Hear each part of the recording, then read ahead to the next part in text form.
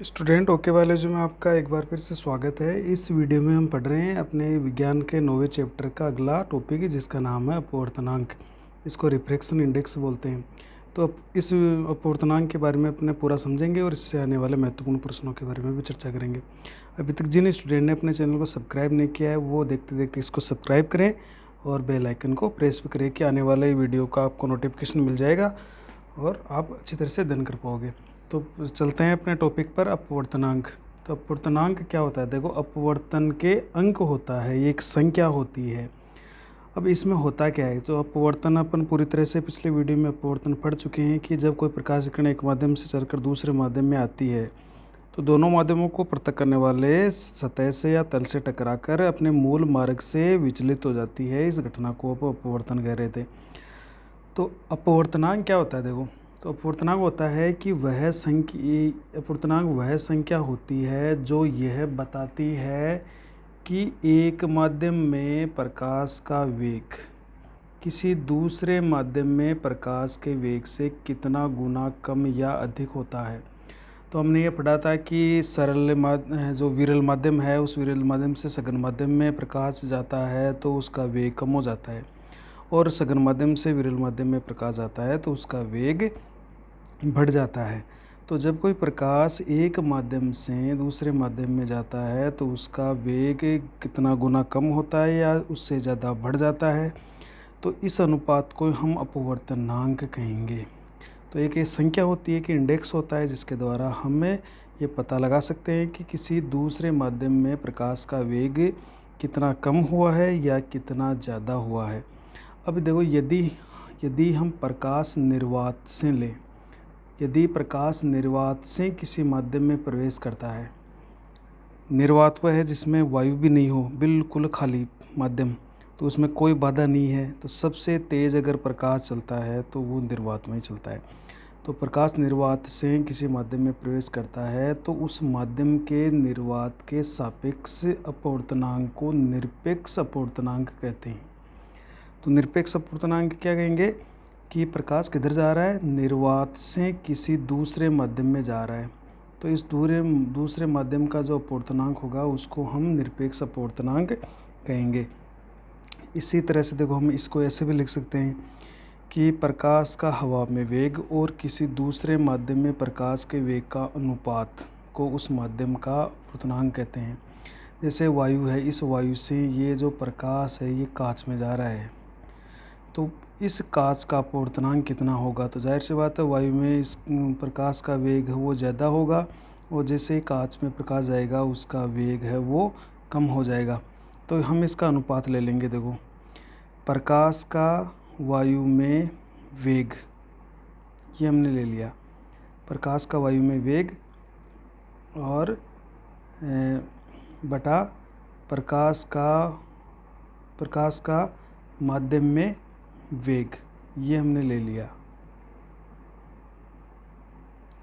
तो प्रकाश का वायु में वेग हो गया बटा प्रकाश का माध्यम में वेग हो गया। तो वायु में वेग ले लेंगे और उसका अपन जो माध्यम लिया है, जिस माध्यम में हुआ, जैसे कांच का माध्यम लिया है तो हमें उसका भाग दे देंगे। तो जाहिर सी बात है वायु में प्रकाश का वेग है वो ज़्यादा होगा, और जो माध्यम है कांच, उसमें प्रकाश का वेग कम होगा, तो जो नंबर आएगा वो 1 से ज़्यादा आएगा। तो इसे हम लिख रहे हैं μ/1 का मतलब है दूसरे माध्यम का अपवर्तनांक पहले माध्यम के सापेक्ष। तो μ/1 का मतलब हो गया कांच में प्रकाश का वेग वायु में प्रकाश के वेग के हम उसको सापेक्ष ले रहे हैं।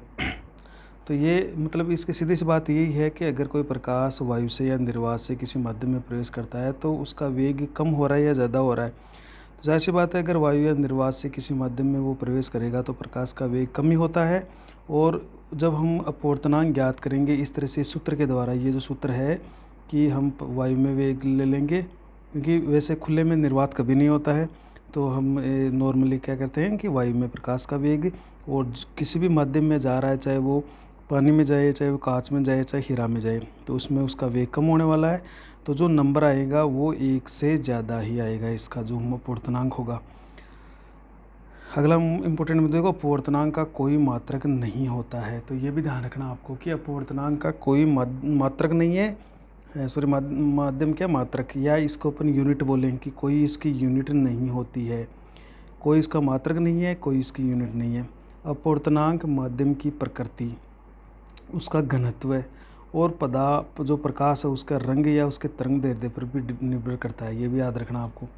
अपवर्तनांक कौन कौन से बातों पर निर्भर करता है? तो माध्यम की प्रकृति पर निर्भर करेगा, कि प्रकृति का मतलब है कि वो ठोस है या तरल है या वो गैस अवस्था में, किस अवस्था में है, तो वो प्रकृति होगी।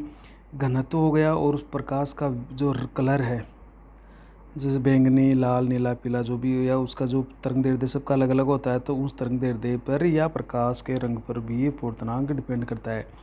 जैसे सबसे अधिक अपवर्तनांक जो होता है वो बैंगनी रंग के प्रकाश में होता है, यानी बैंगनी रंग के प्रकाश में सबसे ज़्यादा अपवर्तनांक आएगा, क्योंकि बैंगनी रंग में प्रकाश का वेग कम रहता है। और सबसे कम जो अपवर्तनांक होगा वो लाल प्रकाश में रहेगा, क्योंकि लाल प्रकाश में वेग ज़्यादा रहता है प्रकाश का, इसका तरंग दैर्ध्य ज़्यादा रहता है, इसलिए वेग भी ज़्यादा रहेगा, तो अपवर्तनांक कम आएगा। तो सबसे कम अपवर्तनांक तो हो गया लाल का, और सबसे अधिक अपवर्तनांक हो गया बैंगनी रंग का। तो ये भी आप ध्यान रखिएगा, परीक्षा में ये प्रश्न पूछे जाते हैं कि सबसे अधिक अपवर्तनांक किस कलर प्रकाश का होता है सातों में से, तो बैंगनी रंग, और सबसे कम अपवर्तनांक लाल रंग के प्रकाश का होता है। अब अपन पढ़ लेते हैं। देखिए ये एक इम्पोर्टेंट प्रश्न बनता है यहाँ पे, निर्वात में प्रकाश का सबसे ज़्यादा वेग किसमें होता है? तो हम कह रहे हैं निर्वात में प्रकाश का वेग सर्वाधिक होता है। निर्वात का मतलब है जिसमें हवा भी नहीं हो, बिल्कुल खाली। तो जब बिल्कुल खाली रहेगा तो प्रकाश आराम से वहाँ पर से गति करेगा। तो निर्वात में प्रकाश का वेग सर्वाधिक होता है, और उसका मान याद रखिएगा, उसका मान 3 × 10⁸ मीटर प्रति सेकंड होता है। ये इम्पोर्टेंट है, ये फिक्स है कि निर्वात में प्रकाश का वेग सबसे ज़्यादा होता है, और उसका मान 3 × 10⁸ मीटर प्रति सेकंड। एक सेकंड में 3 × 10⁸ मीटर चलता है। अगर इसको अपन किलोमीटर में ले तो लगभग 3 लाख किलोमीटर हो गया एक सेकंड में। तो इतना फास्ट जब प्रकाश चलता है तो वो निर्वात में ही चलता है। तो ये आप याद रखिएगा, 3 × 10⁸ मीटर प्रति सेकंड है ये। इसमें निर्वात में प्रकाश चलता है, और जैसे जैसे फिर वायु में आता है या पानी में जाता है या हीरे में या कांच में जाता है, तो इससे उस प्रकाश का वेग इस मान से कम होता जाता है। और कम होता जाएगा तो फिर सूत्र में मान रखेंगे। देखिए हम यहाँ पर अगर वायु से निर्वात लें फिर माध्यम लें, तो निर्वात में तो इतना ही, फिर और माध्यम में कम होता जाएगा, तो जो अपवर्तनांक आएगा वो 1 से ज़्यादा आएगा उसका मान, क्योंकि अगर ज़्यादा में कम का भाग देंगे तो ज़्यादा उसका मान ज़्यादा आने वाला है। अब कुछ प्रमुख जैसे याद रखिएगा, सबसे अधिक अपवर्तनांक बैंगनी रंग का, सबसे कम अपवर्तनांक लाल प्रकाश का, और निर्वात में प्रकाश का वेग सर्वाधिक होता है जिसका मान 3 × 10⁸ मीटर प्रति सेकंड होता है। अब कुछ अपवर्तनांक के बारे में देख लेते हैं। कुछ पदार्थ है जिनका अपवर्तनांक देख लेते हैं। ये हमने पदार्थ लिखे हैं, इसका अपवर्तनांक देख लेते हैं। तो जैसे निर्वात का 1 होता है, वायु का 1.0003 होता है, पानी का 1.33 होता है, केरोसिन का 1.44 होता है, ग्लिसरीन का 1.47 होता है, तारपीन तेल का 1.47 होता है, कांच का 1.50 होता है, कार्बन डाइसल्फाइड का 1.64 होता है, और हीरा का होता है 2.42। ये अलग अलग पदार्थों में अलग अलग अपवर्तनांक होता है। तो आप देख रहे हो सबका मान 1 से ज़्यादा, निर्वात का 1 है सबसे, और सबका मान अधिक है। इसका मतलब है कि ये जो अधिक है, जिसका मान जितना अधिक है, इसका मतलब है उसका जितना अपवर्तनांक ज़्यादा होगा उसका वेग उतना ही कम होगा। तो ये सबसे ज़्यादा अपवर्तनांक किसका है? हीरा का है। इसका मतलब है हीरे में प्रकाश का वेग वायु या निर्वात से सबसे कम होगा। इसका है फिर जैसे पानी का है 1.33, तो पानी में भी प्रकाश का वेग कम होता है वायु की अपेक्षा। तो वायु का 1.003 है, केरोसिन में 1.44 है। इसका मतलब केरोसिन में भी पानी की अपेक्षा प्रकाश का वेग कम ही होता है। तो इन सभी में प्रकाश का वेग पानी से कम होता है, इसलिए इसका मान 1 से ज़्यादा है सभी में। अब जैसे एक प्रश्न आ गया आपके कि हीरा का अपवर्तनांक हम लिख रहे हैं 2.42 है, इसका अर्थ क्या होता है? इसका अर्थ समझाइए।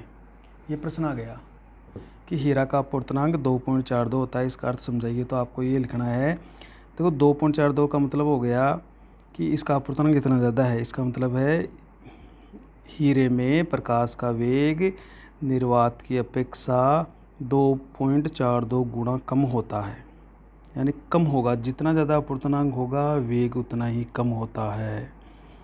तो इसका अर्थ ये होता है कि हीरे में प्रकाश का वेग निर्वात में प्रकाश के वेग का 1/2.42 गुना होता है, या इसको सीधा लिख देंगे 2.42 गुना कम होता है।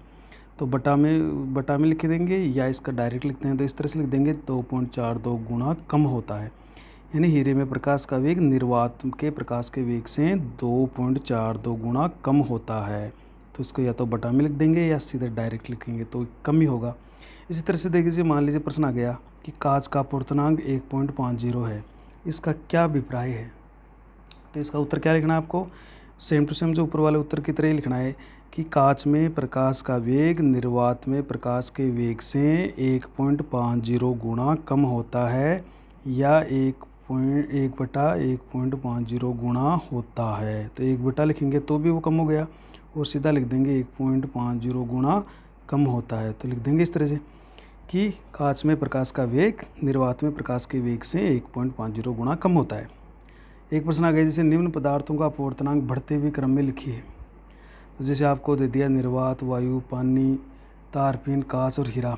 इसको आपको आगे पीछे करके भी परीक्षा में दे सकता है। तो आप इनका क्रम याद रखिएगा बढ़ते हुए क्रम में। जैसे सबसे कम तो है निर्वात का, फिर उससे ज़्यादा है वायु का, फिर उससे ज़्यादा पानी का, फिर तारपीन का, फिर कांच का, फिर हीरे का। तो बढ़ते हुए क्रम में आपसे पूछा जा सकता है, या घटते हुए क्रम में भी पूछा जा सकता है। तो एक बार इनको ज़रूर याद रख लेना कि निर्वात का 1 होता है, फिर वायु का, फिर पानी का, फिर उसके ज़्यादा 1.44 केरोसिन का, फिर ग्लिसरीन का उससे ज़्यादा। ग्लिसरीन और तारपीन का एक जैसा है। कांच का उससे ज़्यादा है, फिर कार्बन डाइऑक्साइड सल्फाइड का उससे भी ज़्यादा है, और हीरे का सबसे ज़्यादा है। तो इस तरह से अपूर्णांक बढ़ रहा है। एक प्रश्न जैसे इस तरह से और आ गया, मान लीजिए कि निम्न पदार्थों में से किस पदार्थ में प्रकाश का वेग सबसे अधिक व सबसे कम होता है। तो आपको देखो तारपीन, केरोसिन, जल और कांच दे दिया कि इन पदार्थों में से सबसे ज़्यादा प्रकाश का वेग किस में होगा, सबसे कम किस में होगा। तो जिसका अपूर्णांक सबसे ज़्यादा होगा उसमें प्रकाश का वेग सबसे कम होगा, और जिसमें अपूर्णांक जिसका कम होगा उसमें प्रकाश का वेग ज़्यादा होगा। तो सबसे अधिक वेग किसका होगा, जल का होगा, क्योंकि इसका अपूर्णांक सबसे कम होता है। और सबसे कम वेग किस में होगा, वो कांच में होगा, क्योंकि अपूर्णांक सबसे ज़्यादा होगा। तो ये मान लीजिए कि जिसका घनत्व ज़्यादा है तो उसमें प्रकाश को चलने में बाधा उत्पन्न होगी, तो उसका वेग वैसे ही कम हो जाएगा। तो ये अपूर्णांक था, एक महत्वपूर्ण टॉपिक था। इसका बार बार परीक्षा में इसके प्रश्न पूछे जाते हैं। तो यहाँ से प्रश्न पूछे जाते हैं कि अपूर्णांक क्या होता है, या हीरे का अपूर्णांक का अर्थ क्या है, या कांच का अपूर्णांक का 1.50 इसका अर्थ क्या है, या सबसे अधिक अपूर्णांक किस कलर के प्रकाश का होता है। तो बैंगनी रंग का सबसे अधिक होता है, और सबसे कम अपूर्णांक लाल रंग के प्रकाश का होता है। क्योंकि लाल रंग का अपूर्णांक सबसे कम क्यों होता है, सबसे कम इसलिए होगा क्योंकि इसका वेग ज़्यादा होता है, वेग सबसे ज़्यादा होता है, और इसका जो वेग है वो कम होता है, इसलिए कम होगा तो इसका अपूर्णांक भी ज़्यादा होगा, और इसका वेग ज़्यादा है तो इसका अपूर्णांक भी कम होगा। तो इस तरह से यहाँ से कोई प्रश्न आपसे परीक्षा में पूछे जा सकते हैं। नेक्स्ट वीडियो में अपन ले लेंगे जो अपने अपूर्णांक के प्रमुख उपयोग होंगे, उसके बारे में अपन चर्चा करेंगे।